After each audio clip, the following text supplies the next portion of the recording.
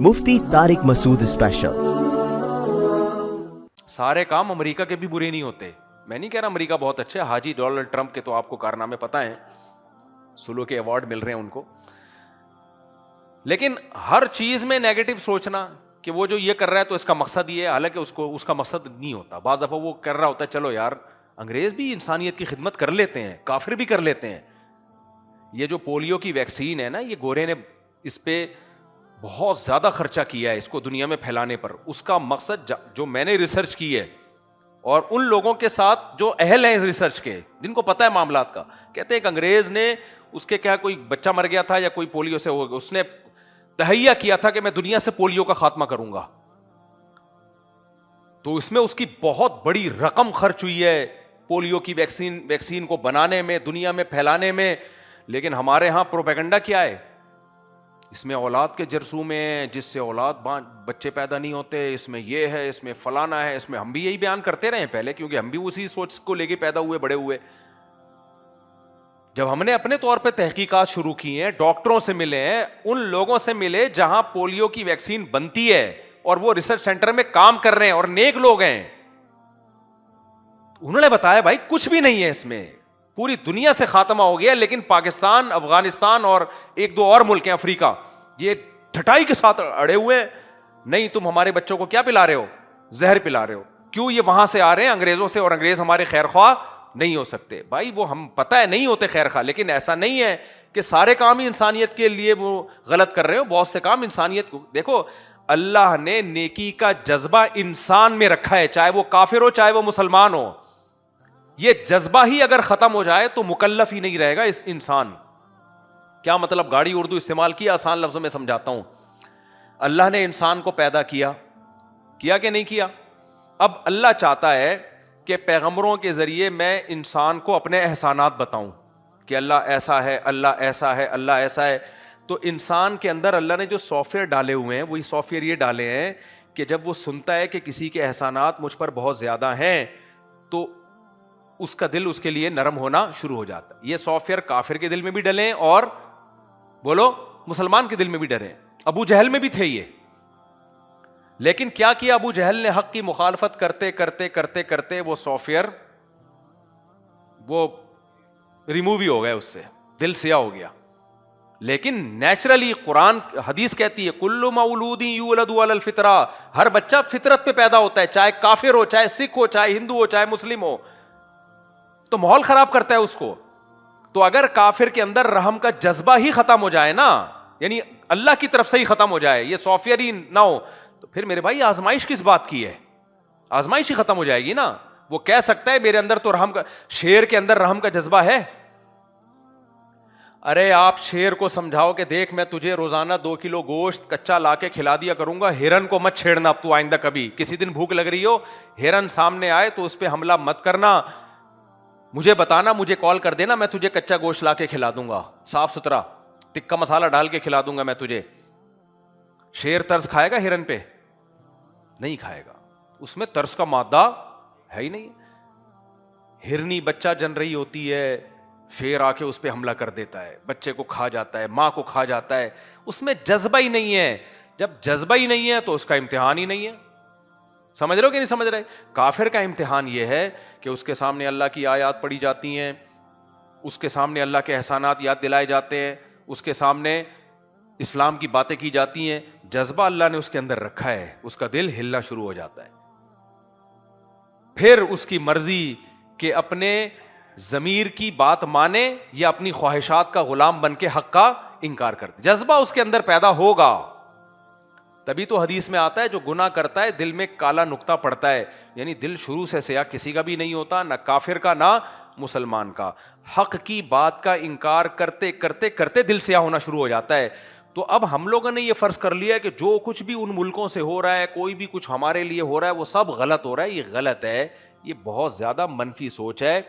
बहुत सारे काम वहां से हो रहे हैं जो हमारे लिए हो रहे हैं, वो सही हो रहे हैं। उनके पीछे कुछ डोनर्स हैं या कुछ लोग हैं जिन्होंने इंसानियत की खिदमत का एक जज्बा है उनके दिल में। वो फिर ये नहीं देखते मुसलमान है, काफिर है, हिंदू है, सब मुसलमान, सब इंसानों को ये सब सहूलतें मिलनी चाहिए। लेकिन मनफी सोच जब आपकी होगी तो आप ये बात नहीं कर सकते पब्लिक के सामने। پبلک یہ سننا چاہتی ہے ہر چیز کیا ہو رہی ہے؟ غلط.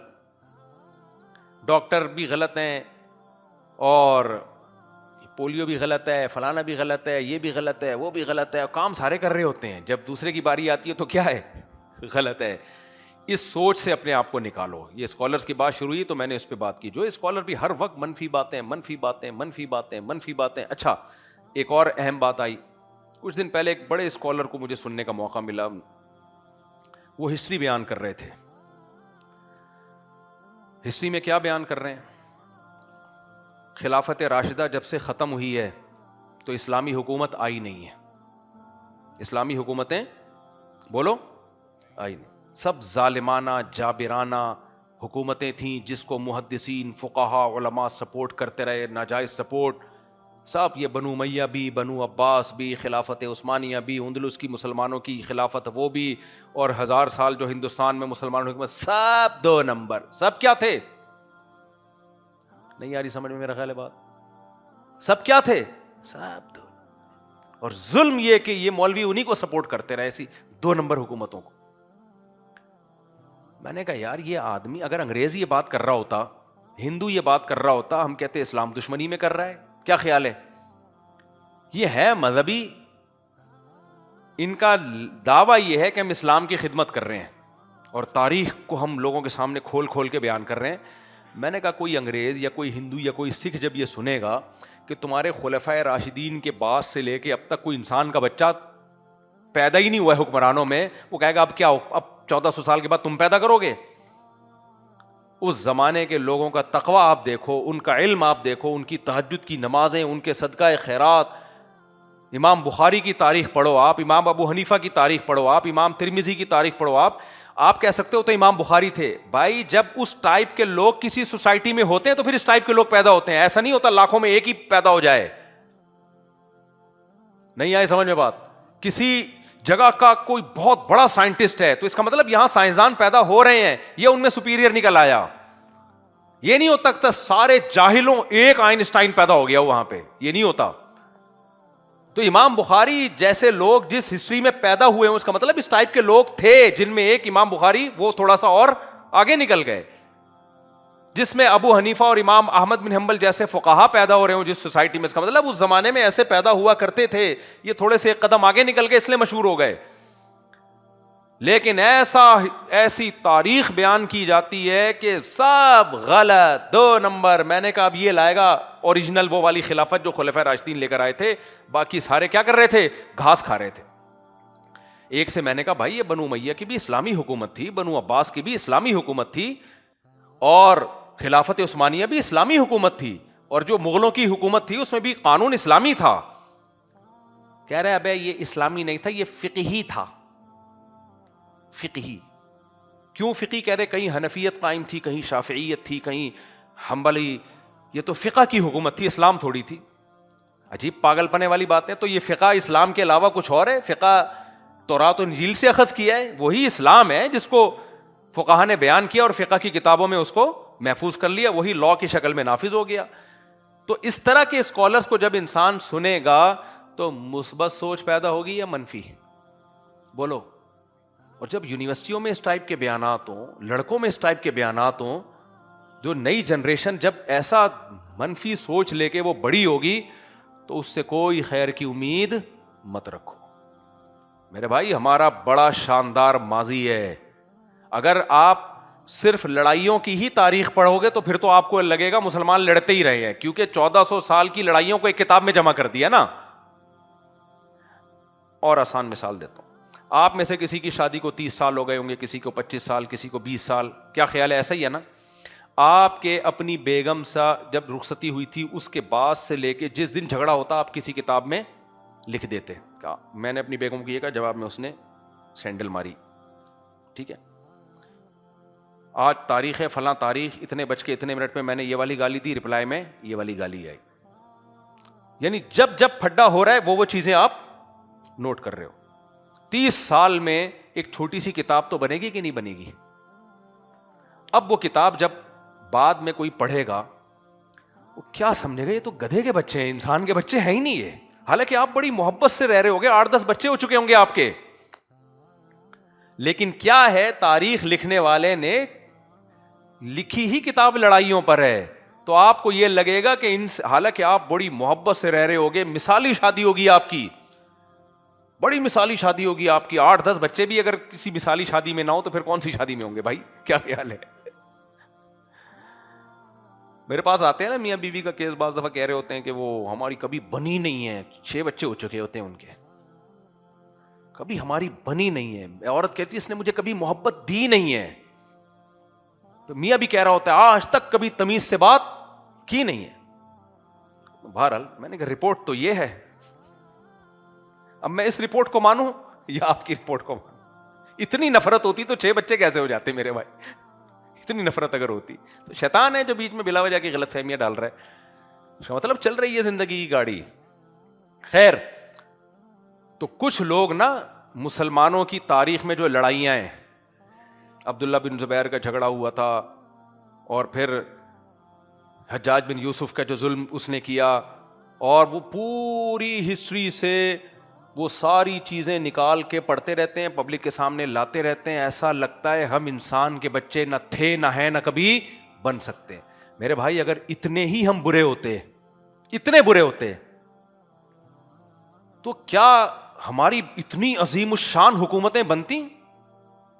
بنو امیہ کے دور میں جو حکومت قائم ہوئی ہے نا, حکومت آپ کہہ سکتے ہو ظلم کی بیس پہ حکومت تھی, نہ ظلم کی بیس پہ اتنی بڑی ریاست قائم نہیں ہو سکتی, کیونکہ لوگوں کو پتا ہوتا ہے ہمارا بادشاہ ظالم ہے, کمبخت کا بچہ ہے وہ, ہر آدمی اپنا مفاد پرست ہوتا ہے, وہ اپنا فائدہ لے کے نکل لیتا ہے.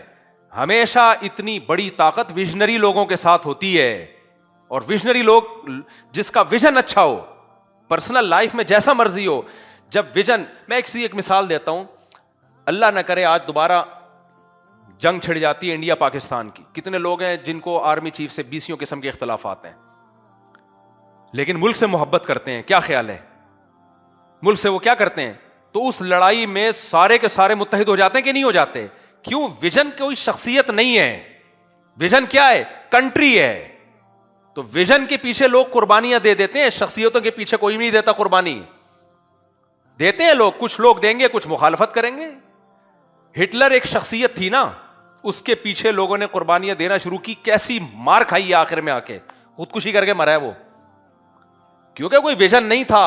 اور اگر ویژن تھا بھی وہ بیوقوف بنانے والا ویژن تھا کہ دنیا پہ ہم نے حکومت کرتی, ہم جرمن ہیں, ہم بہت پڑھے لکھے ہیں, اور ہم ویسے ہیں اور ویسے ہیں, یہ سب کو پتا تھا بیوقوف بنا رہا ہے ہمیں. کیوں؟ ہم کیا الگ سے کوئی سونے کے نوالے کھا کے بڑے ہوئے ہیں بھائی, ہم بھی ویسے انسان ہیں جیسے پولینڈ والے ہیں, جیسے فرانس والے ہیں, جیسے برطانیہ والے ہیں, سب ایک ہی جیسے ہیں نا. لیکن غلط چیز پہ جو چیز قائم کی تھی اس نے ظلم بھی بے انتہا کیا, اور ایسا ریورس گیئر لگائے کہ ایسا جرمنی انسان کا بچہ بنا, ایک جاپان کو بھی ریورس گیئر لگا اور ایک جرمنی کو بھی ریورس, دونوں سے زیادہ نیک دنیا میں آپ کو کوئی ملے گا ہی نہیں. تو یہ نیک ان کو قرآن و سنت نے نہیں بنایا. یہ جب رشیا نے چترول لگایا نا, ایک طرف سے رشیا نے کوٹا, ایک طرف سے امریکہ نے کوٹا, دونوں طرف سے فوجیں آگے مل گئی تھی, اور جرمنی بیچ میں پس گیا. اور وہ ہٹلر کی جو باتیں تھی اور پروپیگنڈے اس کے ہو رہے تھے, ہم یوں, وہ جا کے اس نے اپنے آپ کو مارا ہے, رپورٹ یہی ہے, پتہ نہیں خود مرا ہے یا کس نے مارا ہے, واللہ عالم. لیکن مسلمانوں کے ساتھ ایسا نہیں ہوا میرے بھائی. جب ہماری امپائرز قائم ہوئی ہیں دنیا میں, 1920 میں خلافت عثمانیہ کا خاتمہ ہوا ہے, 100 سال گزرے ہیں. آپ خلافت عثمانیہ کے تحت جو کنٹریز آتے تھے, کبھی ان کنٹریز کو آپ گوگل پہ سرچ کرو, کہاں تک انگریز کہتے تھے گریٹ اسیمین, گریٹ سلطنت. اور یہ ہندوستان میں جو ہماری 1000 سال حکومت قائم ہوئی ہے, یہ کیا چھوٹا ملک تھا؟ پورا پاکستان, پورا بنگلہ دیش, پورا برما, دنیا کی سب سے بڑی آبادی تھی یہاں پہ. چائنا پہ ہم نے حکومت کی, آج بھی چائنا میں بے شمار مسلمان ملیں گے آپ کو. تو یہ جو اتنی بڑی حکومت, اور بنو امیہ کے دور میں بادشاہ نے, اس وقت بنو امیہ کا جو ملک تھا, اس نے کہا تھا کہ اے بادل, تو بادل جا رہا تھا نا اس کے اوپر سے, وہ کہتا تھا کہ کہیں بھی برسے مجھے غم نہیں ہے, کیونکہ دنیا میں جہاں برسے گا پیداوار کا جو ٹیکس ہے وہ کس کے پاس آئے گا؟ میرے پاس آئے گا. تو یہ سارے ہی 2 نمبر, سارے ہی چور اچکے, ایسا نہیں ہوتا میرے بھائی. یہ مسلمانوں کی تاریخ کا ایک شاندار ماضی ہے. اسی میں سائنٹسٹ پیدا ہو رہے ہیں, ابو حنیفہ پیدا ہو رہے ہیں, امام شافعی پیدا ہو رہے ہیں, امام بخاری پیدا ہو رہے ہیں, اتنے بڑے بڑے علامہ البیرونی پیدا ہو رہا ہے. اور ایک ہندو کا میں نے خود یہ کلپ سنا ہے, ایک ہندو اسکالر ہے, بڑے انصاف کی بات کی اس نے کہا کہ آج آپ کو نا 100-150-200 سال میں آپ کو 400-500 سال 15ویں صدی عیسوی کے بعد انقلاب آیا نا یورپ میں, اس کے بعد آپ کو ہر فیلڈ میں سائنٹسٹ ملیں گے, آپ کو مسلمانوں میں بھی, انگریزوں میں بھی, جیپنیز میں بھی, فرینچ میں بھی, ہر طرح. لیکن آپ ذرا 500-600 سال پیچھے چلے جاؤ نا, ہر فیلڈ میں سائنس کی کسی فیلڈ میں بھی اگر نام آتا ہے صرف مسلم اسکالر. دنیا پہ سکہ ہی صرف اور صرف ہمارا چل رہا تھا, تہذیب صرف تھی ہی ہمارے پاس. اتنا شاندار ماضی اور سارے کرپٹ, سارے 2 نمبر. کیوں, وجہ کیا ہے؟ وہ لڑائیوں والی چیزیں پڑھ رہے ہوتے ہیں بیٹھ کے. آپ اگر علمی کارناموں والی کتابیں پڑھو گے تو آپ کا دماغ مثبت بننا. بنو امیہ کے سے ہمیں بھی کچھ چیزوں میں اختلاف ہے, لیکن یہ نہیں کہ سارے ہی غلط تھے. محمد بن قاسم بھی لٹیرا, چور, ڈاکو, صحیح ہے نا. ابے بھائی 17 سال کی عمر میں دیبل فتح کرنے والا چور اچکا وہاں موبائل اسنیچنگ کر رہا ہوتا, وہ موبائل گلیوں میں وہ کر رہا ہوتا. اس کو ایک دفعہ نقشہ دیا ہے اس نے, بادشاہ نے, جو خلیفہ تھا نا, کہ یہ علاقہ ہے, تو اس نے ایسے نقشہ پڑھا ہے, کوئی گوگل میپ نہیں, اور اس کے دماغ میں ازبر ہو گیا. ہاں ٹھیک ہے, اس کے ساتھ ظلم یہ ہوا کہ جب بنو عباس کی خلافت آئی ہے تو انہوں نے بنو امیہ کے سب لوگوں کو, جو بھی سرکردہ لوگ تھے, ان کو قتل کیا, انتقام لیا. یہ غلط کیا, لیکن بنو عباس میں اس غلط میں بہت سے اچھے لوگ بھی تھے. بنو عباس کے دور میں جتنی سائنسی ترقی ہوئی ہے, میں نے ایک دفعہ اس پہ مطالعہ کرنا شروع کیا, میرا دماغ کی چولیں ہل گئی تھیں. کتنی بڑی بڑی لائبریریاں تھیں ہمارے یہاں. یہ جو انقلاب آیا ہے نا یورپ میں 15ویں صدی کے بعد, جو وہاں سائنسی انقلاب آیا ہے, یہ انقلاب کی وجہ بھی ہم بنے ہیں. ورنہ ابھی تک عیسائیت رہتی, وہاں وہ پادریوں کا وہ جاہلانہ نظام رہتا, جو پادریوں نے لوگوں کو الو بنایا ہوا تھا. وہ کیا تھا, گورے ہماری یونیورسٹیوں میں جب پڑھنے کے لیے آتے تھے, بولتے تھے ایک ان کے مسلم اسکالرز ہیں, کیسی نالجیبل باتیں کر رہے ہوتے ہیں, یہ ان کے یہاں سائنٹسٹ بھی پیدا ہو رہے ہیں, مذہب اور سائنس اور ٹیکنالوجی اور سائنس اور دنیاوی علوم ساتھ ساتھ چل رہے ہیں. اور ایک ہمارے یہاں جب جاؤ تو پادری کہتا ہے زمین کو گول کہنے پر بھی گورنمنٹ کی طرف سے پابندی ہے. اور اتنے, وہ تو تحریف شدہ کتاب تھی نا ان کی, اور پادریوں نے کہا گناہ بھی ہوگا تو ہم سے آ کے معاف کرواؤ, اللہ کو نکال دیا انہوں نے, اور عقائد بھی غلط. وہاں سے تو انقلاب آیا بھائی, مذہب کو ریاست سے کیا کرو, الگ کرو. پھر انہوں نے 180 یو ٹرن لیا, بالکل ہی 180 ڈگری پہ چلے گئے, مذہب کو نکال کے باہر پھینک دیا. اس کا نتیجہ نکلا سائنسی ترقی تو کر لی, لیکن تہذیب مارکیٹ سے شارٹ. شراب, زنا, ابا اماں, اولڈ, وہ جو سیٹ اپ چلتا رہتا ہے میں بتاتا رہتا ہوں. تو ہماری وجہ سے ہی تو ان لوگوں کو بار بار میں ایک شعر سناتا ہوں نا, علامہ اقبال تو کوئی مولوی نہیں تھے نا. میں تو جرمنی میں علامہ اقبال کا گھر اسپیشل دیکھنے کے لیے بہت دور گیا تھا. مجھے پتا چلا نا جرمنی میں فلاں شہر میں علامہ اقبال کا گھر ہے, یہاں آ کے بیٹھا کر, میں نے کہا لے کے چل بھائی ہمیں. ہم گئے, پھر وہاں اقبال کا ہم نے گھر دیکھا. جرمن نے بڑی ویلیو دی علامہ اقبال کو بھائی, بڑی عزت دی ان لوگوں نے. تو علامہ اقبال یورپ میں بہت رہے ہیں. آپ یہ سیالکوٹ میں جائیں نا, علامہ اقبال کی جو تاریخی چیز, ان کی انگلش رائٹنگ دیکھ کے آدمی حیران ہو جاتا ہے, یار کیا انگلش تھی, اور کیا اردو تھی, کیا فارسی تھی, کتنی زبانوں پہ. جرمن بھی آتی ہوگی جب جرمنی میں رہے ہیں. تو اقبال نے جو کہا نا, جب یورپ گئے علامہ اقبال, تو انہوں نے کہا کہ مگر وہ علم کے موتی کتابیں اپنے آبا کی جو جا کے دیکھیں یورپ میں, تو دل ہوتا ہے سیپارا. کہتے ہیں میں نے جب یورپ میں گیا, ان کی لائبریریوں میں مسلمان سائنسدانوں کی کتابیں دیکھیں تو میرا دل ٹکڑے ہو گیا کہ ہائے, یعنی کیا ہماری چیزیں یہ پڑھ رہے ہیں. تو آپ کا کیا خیال ہے, وہاں تفسیروں کی کتابیں دیکھی تھی؟ ابے بھائی, علامہ اقبال جب یورپ کی لائبریری میں گئے تو ان کو امیر 4 شادیوں والی کتاب نظر آئی تھی ہیں. یورپ نے جو فائدہ اٹھایا وہ تو ہماری میتھ, سائنس, بایولوجی, ان کتابوں سے فائدہ اٹھایا ہے. اور بہت سے ہمارے سائنسدانوں کے نام انہوں نے مس کر دی. اور خلافت عثمانیہ بھی کیوں ختم ہوئی ہے, وہ پھر ہم نے کچھ غلطیاں کی ہیں جس سے ختم ہوئی ہے. وہ غلطیاں آپ ہم دوبارہ کر رہے ہیں. وہ غلطیاں یہی تھی کہ اسباب سے ہم غافل ہو گئے, روحانیت کو زیادہ ہم نے فوکس کرنا شروع کر دیا. ہر چیز میں استخارے نکالو, اب ایک گراؤنڈ ریئلٹی کو دیکھ کے فیصلے کرو نہ جی. استخارے نکالو. وہ ایک سنا ہے کہ بحری جہاز خریدا تھا, وہ بحری بیڑا خریدا خلافت عثمانیہ نے نا, تو اس کو پورٹ پہ لگنے نہیں دیا جا رہا تھا کہ پہلے اس میں ختم بخاری ہوگا, برکت کے لیے ختم بخاری ہوگا, پھر یہ پورٹ پہ لگے گا, قرآن خوانی ہوگی. اور یورپ دنا دن ترقی کیا جا رہا تھا, میزائل بنایا جا رہا تھا, بم بنایا جا رہا تھا. ہمارے یہاں پہلے ہر بم پہ فاتحہ پڑھ کے 3 دفعہ, ایز اٹ از اس طرح نہیں ہوا, لیکن اس طرح کی سوچ بن چکی تھی. اسباب سے جب غافل ہو گئے تو اللہ تو پھر انتقام لیتا ہے بھائی. اور پھر دوسرا اس سے بھی زیادہ بڑی وجہ یہ بنی فنٹر گیری. لڑائی چل رہی تھی جرمن کی, جس میں ایک طرف جرمنی تھا ایک طرف برطانیہ تھا, دونوں کی جنگ تھی, ہمارا کوئی لینا دینا نہیں تھا. ہم نے فنٹر بن کے کس کے اتحادی بن گئے؟ جو ماہرین ہے نا, ابو الحسن علی ندوی رحمۃ اللہ علیہ جیسے لوگ, ان کو پڑھا کریں آپ. انہوں نے جو تجزیے کیے ہیں اس تجزیے میں ایک یہ بھی ہے کہ خلافت اس جو پہلی جنگ عظیم میں بلا وجہ کود پڑی. وہ بھی جذباتی لوگ نا, جذباتی لوگوں نے اٹھایا ہوگا خلیفہ کو, لڑو تم بھی, ہمیں تو, ہم پوری دنیا میں ہم نے اسلام کو غالب کرنا ہے. بھائی اپنی حیثیت تو دیکھو, آپ کے پاس اتنی تیاری ہے, نہیں ہے تو پہلے تیاری کرو, اور آپ کو اس جنگ میں لڑنے کی شریک ہونے کی ضرورت کیا ہے آپ کو. لیکن وہ جرمنی کے اتحادی بنے, جرمنی گیا تو خلافت بھی گئی ہماری.